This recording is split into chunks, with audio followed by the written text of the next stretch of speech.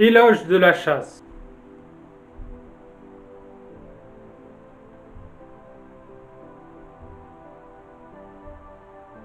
Je m'adresse à celles et ceux qui, parce qu'ils connaissent et côtoient la nature, peuvent prétendre la comprendre. Souvent fustigés ou méprisés, vous, chasseurs, avez pourtant la lourde tâche de réguler.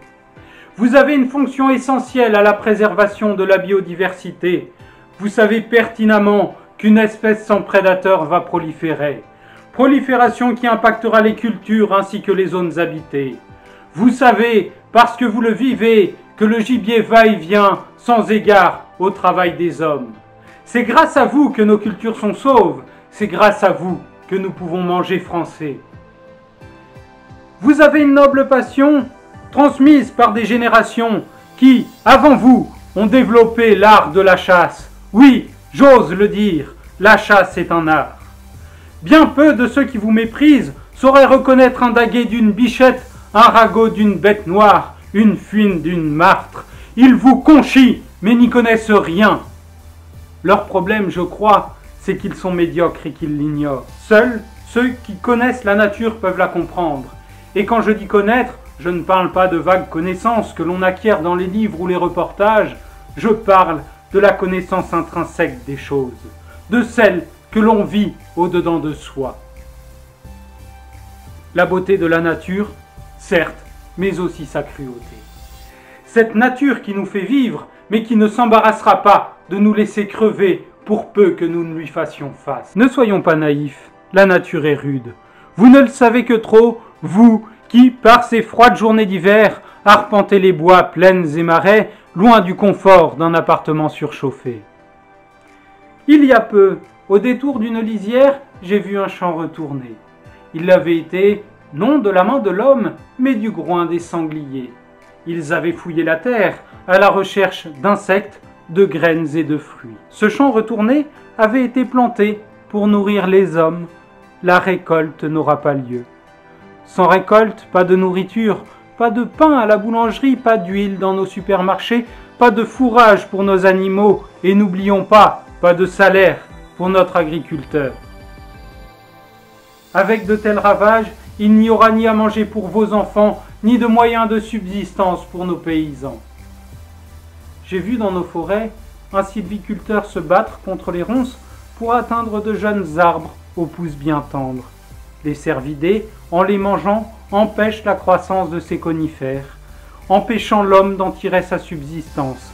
Ces arbres avaient été plantés pour en tirer du bois d'œuvre, matériau écologique par excellence, pour en tirer du bois de chauffage, lui aussi écologique et renouvelable. Et si ce sylviculteur, par ces froides journées d'automne, se bat contre les ronces, c'est pour atteindre ces jeunes bourgeons, pour y mettre une protection. Il travaille dans le froid, je l'ai dit, mais aussi sous un soleil de plomb, sous une pluie battante et dans des dénivelés éreintants. Son travail, il l'aime, mais il constate que le gibier s'adapte et consomme parfois ce jeune bourgeon. D'autres fois, tout simplement, en frottant ses bois sur ses arbres, il les casse, réduisant là aussi à néant le travail de l'homme. J'ai vu ces sangliers fouiller les poubelles, abîmer les clôtures, terroriser les passants. Qu'attendons-nous? Qu'ils mangent un enfant? Je crois que nous avons tout intérêt à réguler les populations sauvages. Je le crois pour 3 raisons principales. La première est économique, la deuxième sanitaire et la troisième plus humaine. Quelque part, nous avons nous aussi le droit de vivre sur notre planète. Les dégâts économiques, c'est-à-dire les dégâts faits aux cultures, les dégâts aux forêts et les dégâts lors des collisions avec les véhicules. Les dégâts faits aux cultures, cela représente 23 millions d'euros. 23 millions d'euros, c'est le travail fourni par 9 personnes au SMIC durant toute leur vie. 23 millions d'euros, c'est ce que détruisent tous les ans les ongulés, à une époque où le gibier est régulé. Sans la chasse, comment ferons-nous? Les dégâts forestiers, je suis bien en peine de vous donner un chiffre, et pour cause, les indemnisations n'existent pas. Les dégâts, quant à eux, existent, et ceux qui ne me croient pas, je leur dis, c'est parce que vous ne mettez jamais un pied en forêt, en tout cas, pas dans les forêts où vive le grand gibier. D'ailleurs, ceux qui méprisent ou détestent les chasseurs ont généralement la fibre écolo.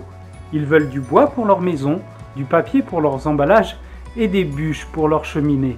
Mais d'où pense-t-il que cela provient? En ce qui concerne les problèmes sanitaires, je rappellerai ce point. L'abondance de la faune sauvage constitue déjà un réservoir de pathologies. Lorsqu'elles étaient sur le déclin, elles ne jouaient plus leur rôle épidémiologique dans la propagation, l'entretien ou la prolifération des maladies. Ceci dit, je ne souhaite ni leur déclin ni leur prolifération. Je souhaite un juste milieu, un entre-deux où eux et nous peuvent trouver leur place dans cet écosystème que nous avons en partage. Garder une place, car oui, nous avons le droit de vivre nous aussi. Le gibier ne sait pas s'il est une proie ou un prédateur, il a juste l'instinct de fuir ou d'attaquer. Alors qu'il soit poursuivi par un homme ou par un animal, il n'y voit aucune injustice. Dans la nature, c'est la loi du plus fort. Voici maintenant quelques arguments anti-chasse. Je commencerai par mon préféré, les chasseurs monopolisent la forêt. A priori, cet argument provient de personnes qui, eux aussi, veulent utiliser la forêt pour leurs loisirs. Je voudrais leur rappeler un point, c'est que la forêt ne leur appartient pas. La forêt appartient à un propriétaire privé et s'ils y sont sans son autorisation, c'est qu'ils violent son droit de propriété. Et en ce qui concerne les forêts publiques, la législation est bien plus favorable aux promeneurs qu'aux chasseurs, alors non, les chasseurs ne monopolisent pas la forêt. Le deuxième argument anti-chasse, il concerne l'absence de contrôle de l'état de santé des chasseurs. Nous voilà dans la bien-pensance.